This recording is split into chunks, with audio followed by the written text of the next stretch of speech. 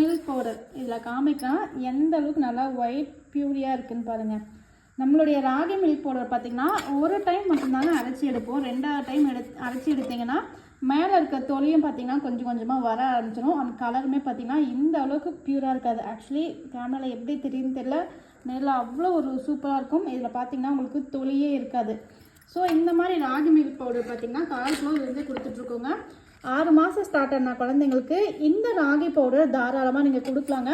நம்ம ப்ரிப்பேர் பண்ணுற ராகி பவுடர் வந்து புளிப்பு சுவை அப்படின்றது கொஞ்சம் கூட இருக்கவே இருக்காது. ஏன்னா அந்தளவுக்கு பார்த்து ப்ரிப்பேர் பண்ணுறது தான் இந்த ராகி மில்க் பவுடர். நீங்கள் பேபிக்கு வந்து சாலிட் ஸ்டார்ட் பண்ணிட்டீங்க அப்படின்னா கண்ணை மூடிட்டு இந்த ராகி மில்க் பவுடர் கொடுக்கலாம். நீங்கள் பால் எடுத்து செஞ்சு கொடுக்குறது என்ன டேஸ்ட் இருக்கோ அதே மாதிரி ரொம்ப சூப்பராக இந்த ராகி மில்க் பவுடரை நம்மளுடைய விஹாரி நேச்சுரல்ஸில் ரெடி பண்ணி கொடுத்துட்ருக்கோங்க. நம்மளுடைய விஹாரி நேச்சுரல்ஸில் இது மட்டும் இல்லாமல் குழந்தைங்களுக்கு பார்த்திங்கன்னா சத்து மாவு, நேந்திர பழப்பொடி, ஸ்வீட் பொட்டேட்டோ பொடி, இந்த மாதிரி பல வகையான ஐட்டம்ஸ் அவைலபிள் இருக்குங்க. ரீசெண்ட்லி பார்த்திங்கன்னா இந்த ராகி மில்க் பவுடர் பார்த்திங்கன்னா ஒரு 8 கஸ்டமர்ஸ் வந்து முளைக்கட்டியே வேணும்னு கேட்டிருந்தாங்க. ஸோ அந்த மாதிரி கஸ்டமைஸ் பண்ணி கூட நம்ம பண்ணி கொடுத்துட்ருக்கோம்.